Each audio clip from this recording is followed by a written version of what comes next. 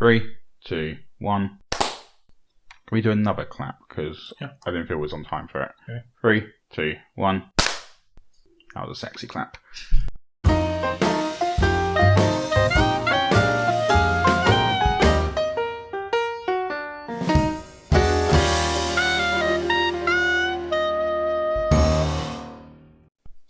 Hello and welcome back to the No Format Required podcast, homage edition to movies to take into the afterlife. I'll give it its actual title. It's Film to be Buried With. Really recommend it on looking at it for podcasts. It's a really entertaining podcast. Still with me is Charlie. Hello. If you're confused about anything this week and didn't listen to last week, that'll be why, because this is a two-part episode. Our first ever two-parter. So we ended last week with Charlie getting really confused. And I'm just still as confused as I was. We think we worked out. We're going to skip some questions. Basically, there was two questions. What's the film you hate the most but people love? And what's the film you used to love but doesn't hold up? So they're slight. I can see the similarities in the question. One's basically asking, you've never liked it, but people have always loved it. And one's, you used to love it, like it, but now it's actually, you look back and it's like, oh no, that's a terrible film. Why did I like it? Yeah. One of those answers might have been Ants. Yeah. I think I'm just, yeah. We know it's definitely not The Longest Day. No. Yeah. Charlie enjoys Definitely, that film. I do enjoy that film. Yeah. No, that was an answer for another question. So we're going to leave it at Ants for last week, and at the discussion, we're not going to have a discussion again about Ants, because that would be really boring for you guys. So instead, we're going to continue on. Charlie, what's the film that means the most to you? So I'm going to say Ants. No. Really threw me off then. All of my questions are Ants. I just love Ants. For this question, I have put The Great Escape. Purely because, I mean, it's a film that I've watched hundreds of times, but I used to watch it with my granddad when I was younger. Can I say something really controversial? Never watched it. You've never seen Great Escape? Never. I watched Chicken Run. Oh yeah, it's pretty much the same. It's pretty much the same film. Exactly. With chickens. Exactly. Why do I need to watch The Great Escape? What do you watch at Christmas, apart from Die Hard? It's a good question, actually. Two brilliant Christmas films: The Great Escape and Die Hard. Both of them normally on over Christmas at some point in between Christmas. It's normally Harry Potter and Back to the Future for me that I'd watch. Harry Potter. I mean, Back to the Future's not. No, it's not a Christmas film, but it's one of your favourites. Is Great Escape a Christmas film then? Yeah. Okay. If you see when he jumps over the fence, he's wearing a Santa hat and he's got a reindeer. Oh, I see. You probably don't know what when I say. I know the bit you're the like with a motorbike. Yeah. No, I didn't know. I've watched Chicken Run. Oh, okay. I told you this. That is true. You know what? I watched that film a few years ago, since I was a child, and actually, I know it was kind of loosely. Well, I say loosely based on it, but there's so many things in the film that are thingy to Great Escape, like say the bit with the bike, and obviously they don't convert a hen hut and fly out of it like they do in Chicken Run, but you know what I mean. Like there's so many different things. But are they shot? Yeah, are they? Is it a war film? The Great Escape. Yeah. So World War II. Yeah, World War II. So are they in a prisoner of war camp? Yeah. Yeah. So effectively, the chickens are in a prisoner of war camp and being taken to execute to death. Yeah. So it is the same film. In retrospect, there's a lot of little there is and it's majority of the cast are British, like they are in Chicken Run. Apart from Mel Gibson. No, I was on about. Chicken Run. I'm on about. Oh, sorry. I'm moving it back to Great Escape. I'm trying to get rid of Chicken Run. You brought up Chicken Run. I know. Doing a sequel to it. I watched it the other day. Actually, still holds up. Is it? I think it's because it's all stop motion and made with clay and whatnot. You haven't got the dodgy, clunky CGI of a 90s film, and actually, surprisingly a good film. They're making a sequel, like I say, for Netflix. Oh, okay. But, Mel Gibson and I want to say Imelda Staunton aren't returning. Oh, okay. Whoever plays the main woman, in it. She got told that she's too old for to play the character now.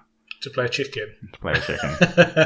And with Mel Gibson, they don't agree with his anti-Semitic rants. Okay. So I could maybe understand that one. But okay. But yeah, back to The Great Escape. But no, I used to watch it with my granddad. I used to watch a lot of war films. Hence, we'll talk about the other one. But I think that's why it means the most to me. You watched it with My granddad, yeah. Well, yeah, I used to watch it when I used to go up there for Christmas. And it was like one of the first sort, because he used to have loads of war films. Yeah. And it was one of the first ones that I remember watching, and it was also my favourite. Like, I'd watch loads of. Oh, it's a classic. Like I say, it is surprising I've not seen it. Yeah, it is good. I would definitely, well, so I would recommend it. Is it? Does it still hold up as well? Yeah, I think so. I say that, but I like war films. Like, for someone who's not massively into it, like, I mean, I say that Lauren likes it, and she's not massively into it. Doesn't he abandon the whole camp? The whole thing? Well, at one point he does, yeah. Okay. So he sort of leaves. Again, spoilers if you've not seen it. But yeah, he's wanting to get out, the main guy, Stephen Queen. Oh, sorry, I thought he was on about Mel Gibson. This is merged into like Chicken Run Great Escape. Maybe I should just pick Chicken Run. Yeah. If you said Chicken Run, I would have been able to get more involved.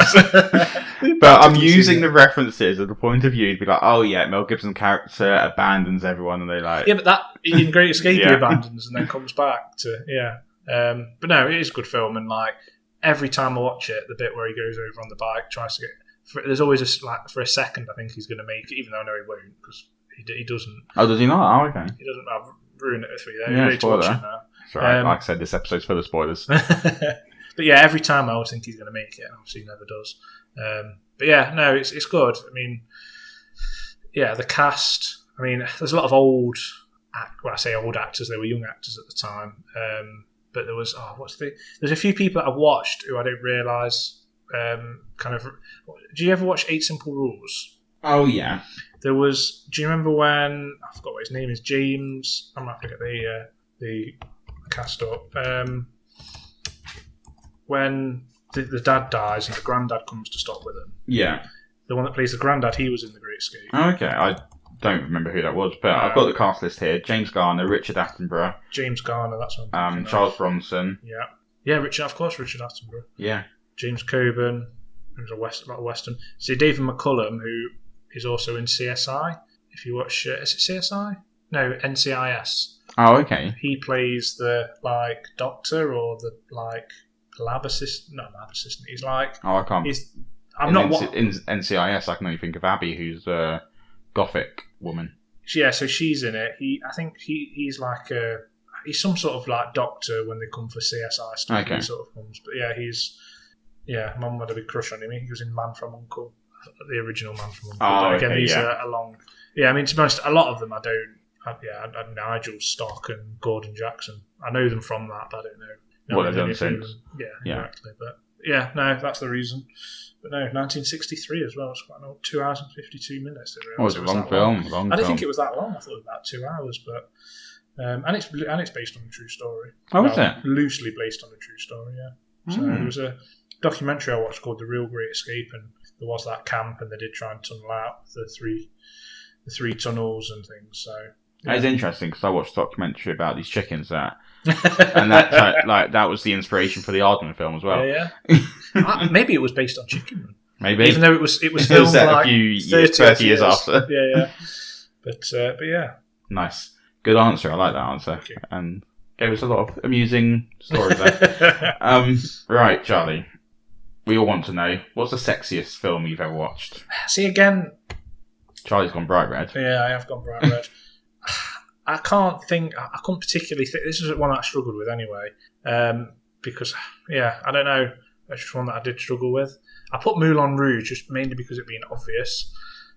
And it wasn't a one that I can remember first watching. Like, it was one, 2001 it came out. Like, it's sort of the first one that I can remember watching thinking, I shouldn't be watching this kind of thing because of the exotic dancing and, and things like that. But, is that how you... I don't know if I've interpreted the question right. If you find that sexy. Yeah. And it's not that particularly... Well, yeah. Nicole Kidman, always very attractive, yeah. Well, I'll bleep it out. Okay. I'll just say my answer for this one, but we'll bleep it out so it's a spoiler for when people listen in a few weeks, months, whenever we decide to do it. The answer that I put is... Okay. We've just been literally talking about Chicken Run, and that's one that you picked. No, obviously you didn't say Chicken Run. I'm trying to think of that film. You don't think of it? Okay. No, I can't picture I'd recommend you watching it before. It's a great film. Okay. I was just about to ask a question, but then obviously... no, we'll leave it at that. Okay. But that's what I've gone with for my one. But Moulin Rouge is an absolutely fine answer. Yeah, it's just, I think it was just from, like you say, when I was younger. And I do enjoy it. Like, we were going to go and see the stage show in New York. We got tickets, but actually, thanks to you, you told us that it got cancelled even though you weren't there. Yeah, I literally texted him in, he was in America, and I texted him being like, Charlie, just so you know those tickets you brought from Moulin Rouge? I'll try and get a refund. COVID's happened. And it was good because we bought them from somewhere right near a hotel, and then Mike had texted that we were like literally about to sort of go back to the hotel to get ready. Well, no, we were at the hotel, thought we'd have a shower, get ready to go to the theatre, and then Mike texted that, and then we had to go back to where we got them from to then go, no, you've got to go back to Times Square to get the refund. And then Lauren ended up getting interviewed on a Spanish telly show TV, but that's another story. Hilarious. But yeah, no, it still holds up. Like, I do. It was between that and Chicago. Okay, I've never watched Chicago. And that's something else that I saw last year, I think, at the theatre. But again, I think they're very similar films. Yeah. But yeah, and they're good. I like the music as well. Yeah. I like the music, but obviously. That was, Nice answer.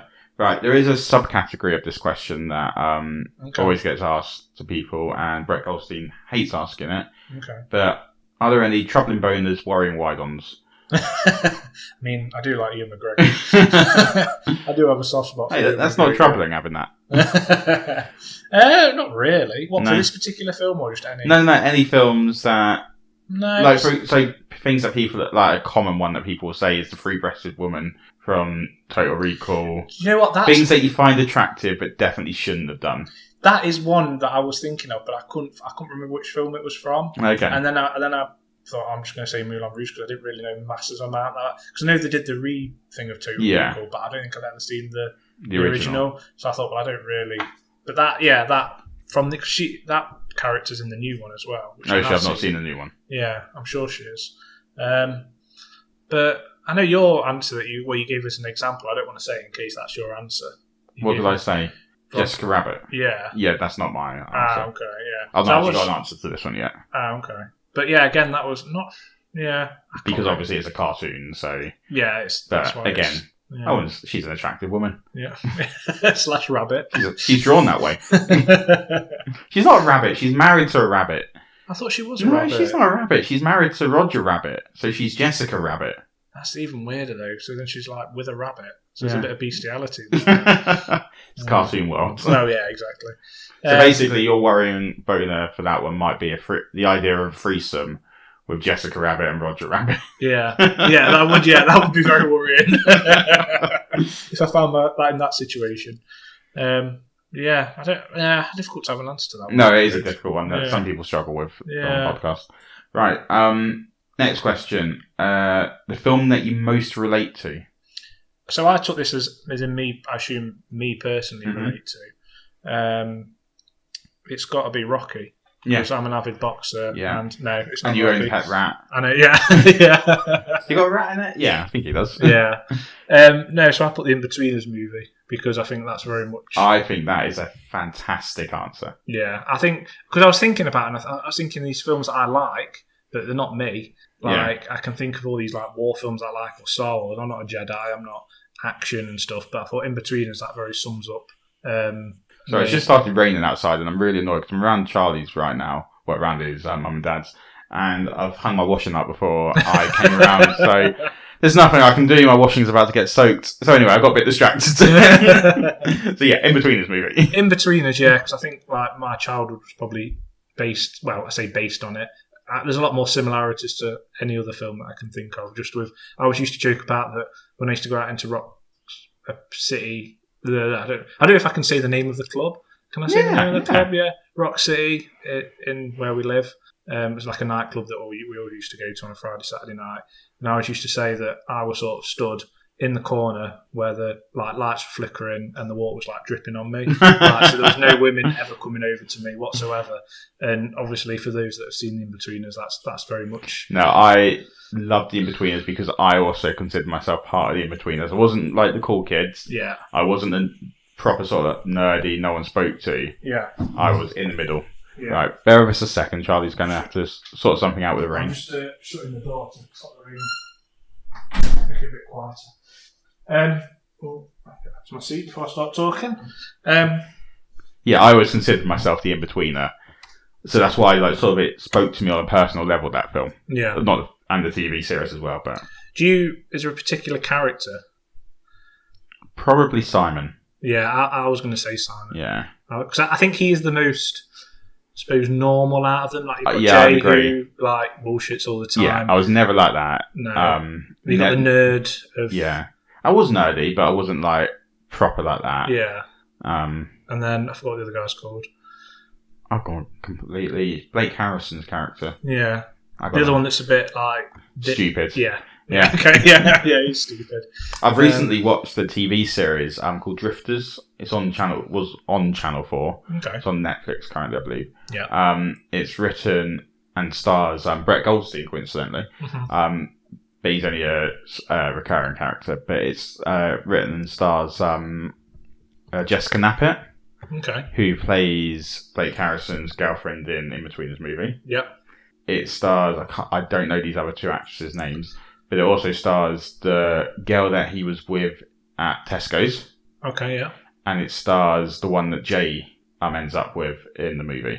Oh, okay. Originally, the show was written as a spin-off from the movie. Yeah. Which those three sort of all become friends. Oh, okay. But it completely changed, and Yeah. their characters are completely different from the movies. It's a really good show, I recommend it. It's Okay. very much in-betweeners vibes, Yeah. but with women. Yeah. Okay, that sounds good. Yeah. Hmm.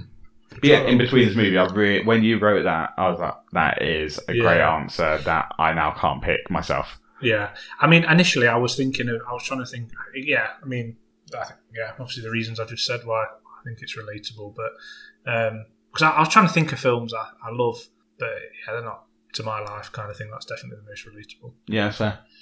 Yeah. Right.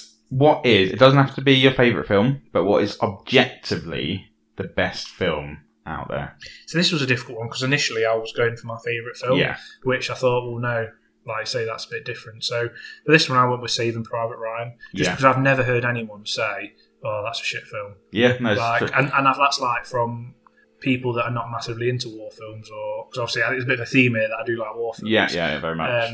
But from people that I don't. You know what I mean? That don't like particularly that kind of film, but have seen it and still think it's really good. Well, it's the opening sequence alone, like... Yeah. I assume you've seen it. Oh, yeah. Years ago. I've not seen it in a very long time. Yeah. I've recently heard it described as people...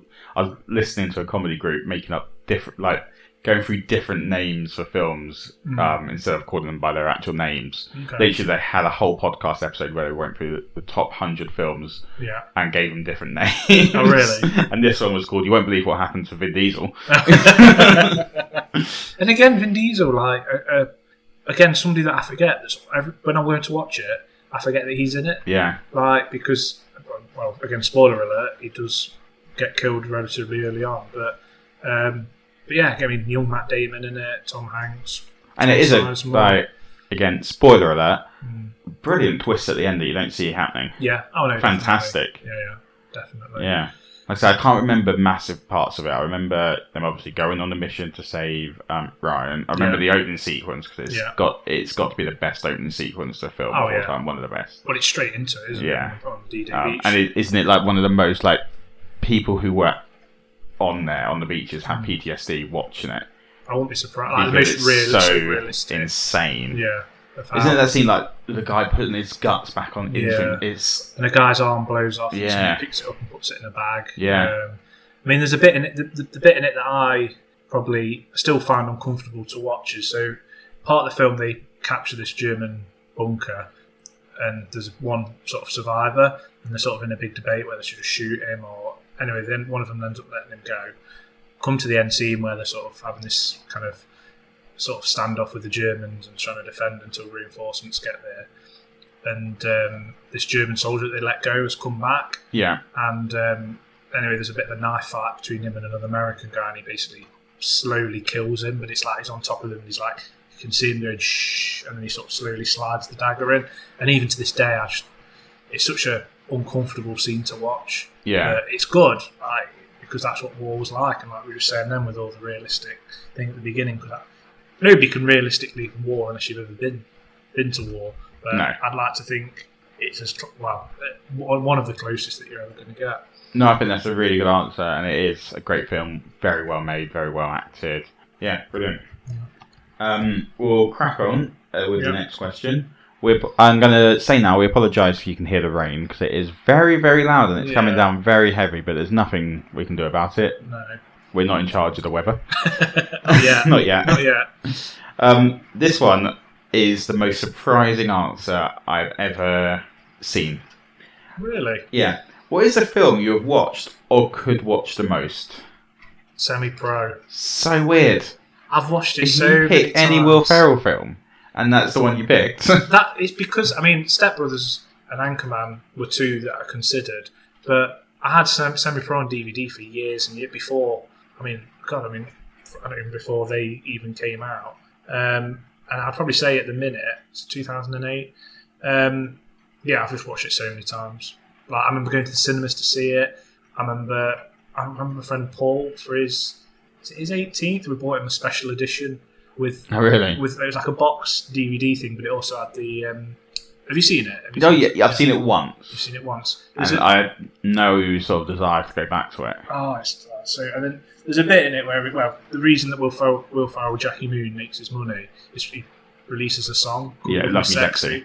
And this special edition, I'm sure it had the CD version of the song really? on it. But I love that song. I've got it on my iPod. I love listening to that song. Does Will Ferrell perform it? On Yeah. It's him singing. I'm nice. sure it is him singing. And there's like a music video for it. It's such a good film. One scene I do remember is him inventing the alley-oop. Oh, yeah. And everyone's shocked because they just saw a man fly through the sky and they instantly rule it out as a foul. It's illegal. It's like, but how can it be a foul? No one understands what they've just seen with just a simple alley-oop. Yeah. So when he comes back, he just gets knocked out and his mum gives him the gift of the alley-oop. Yeah. But Woody Harrelson in that again. For me, I think that was sort of one of the first films of Woody Harrelson, like comedies that I can remember of Woody Harrelson going into, because now he's in Zombieland. Yeah, he's in quite a few. Yeah, I think he has done stuff. I believe he was in Blackball in the past. I believe he has done a lot, but like you, I see him more in sort of like dramas and heavy acting roles. Yeah, exactly. But I love it. It's so funny. Like, I occasionally watch clips from the film. Like, there's a clip where they're all sort of playing poker, and one of them calls him a jive turkey, and he gets very offended by being called a jive turkey.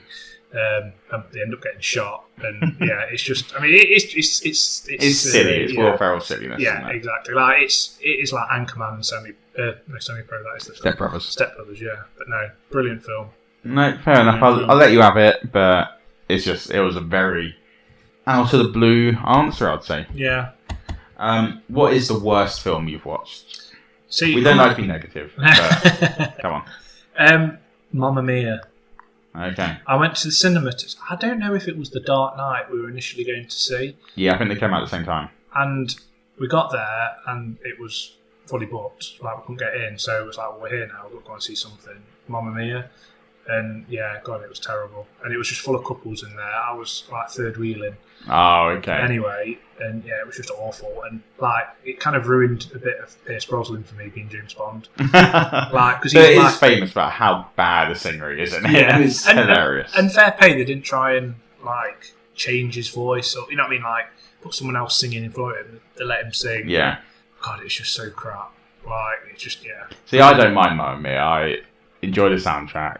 I prefer the soundtrack to actual ABBA. I don't know why. I like ABBA. I do like ABBA, and I like the songs, but again, that was another thing that put me off ABBA for a little bit, because I was just thinking of that. But now I do like ABBA. But Stellan Skarsgård, who's again another brilliant actor. It's got an amazing cast. Oh yeah, Colin fantastic Firth, cast. Amanda Seyfried, Meryl Streep. I know they do another. Here we go again, and they're planning a third one. Oh God, yeah. No, Here we go again. Basically, it was a film that recounts the story of how the main character, I can't think what her name is, but the main character, Amanda Seyfried's character's mum, Meryl Streep, how she's basically a slut. Okay. And how she slept with 3 guys very quickly and doesn't know who the father was. Well, I mean, yeah, I suppose when you look at it like that, that is the thing, isn't it? That is the Did you ever plot of the find out who the father is? I think so, yes. Whose character is it? Oh, no, maybe... No, you don't, actually. No. Hmm. It's very much hinted it's Pierce Brosnan, I think. Okay. But I think... No, I don't think you do officially find out, no. No. But yeah, not a film I enjoy. Right.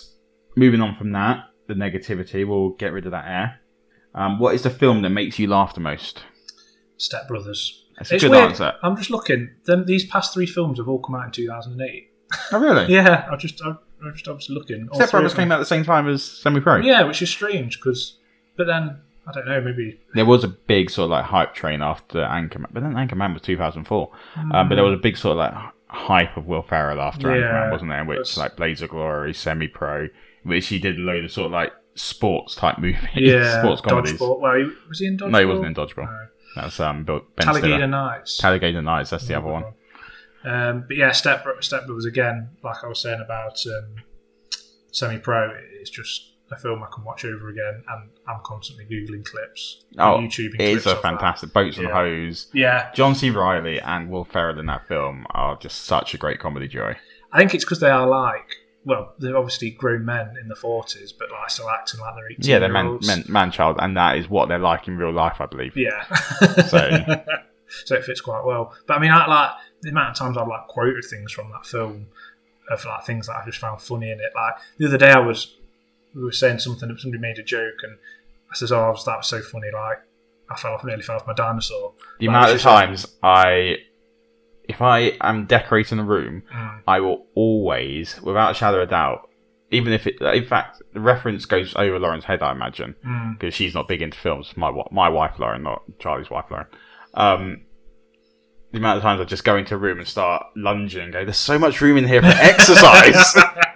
And I've done that when I've been on holiday, when you get to a hotel room. Yeah. If there is a big open space, I will always lunge and be like, look at the extra room for exercise.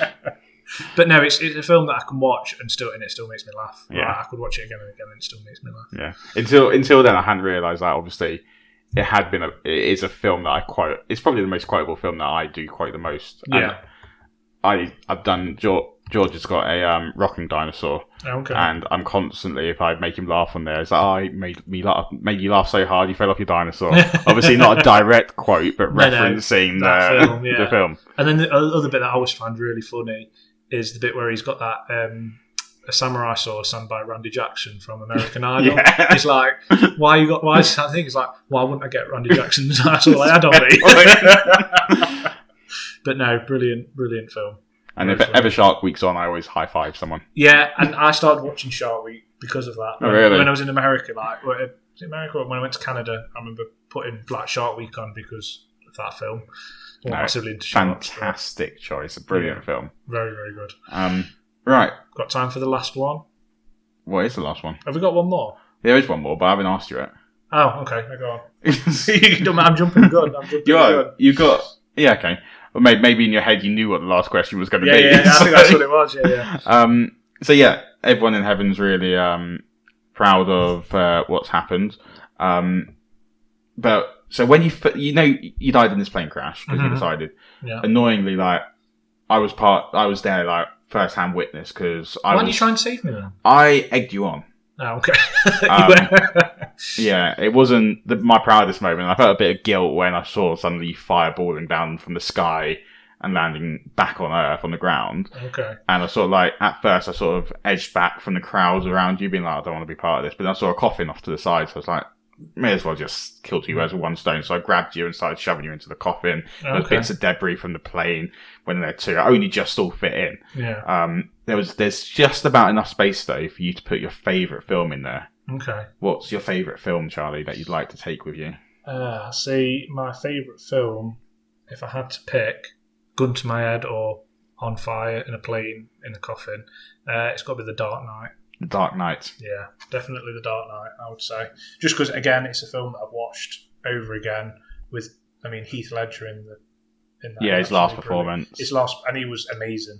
That's the best acting that I think I personally have ever seen. Like, I was used to say that, and the best female actor is Charlize Theron in a film where she played the serial killer. Oh, Monster. Yeah, she's really well in that. But yeah, back to this one. No, but no, that purely. I love Batman, as we did a thing on Batman. Oh, just the dog's barking. Just pause it 1 minute. Charlie's just gone to go tell off the dogs, asserting himself as the alpha male. I knew this was going to happen at some point. I thought they'd done really wrong not to bark. But yeah, I mean, just alone on Heath Ledger's performance as the Joker, is one of the reasons why it's my greatest. Yeah, and Christian Bale is like the ultimate Batman. There's so many just definitely brilliant sequences in the film. Yeah. Christopher Nolan is what made him like the biggest director of the moment, almost. Yeah. He's just so many great cinematic choices in that film. Soundtrack by Hans Zimmer, I believe, is just phenomenal. Yeah. Yeah, I agree. It's a brilliant choice. Yeah, it is. And I wish, I did read a rumour that Christian Bale said that he would come back as Batman, but only if Christopher Nolan asked him to do it. Oh, really? So it sort of defeats the ending of The Dark Knight Rises. Yeah, it does. But then they've not really done anything with that.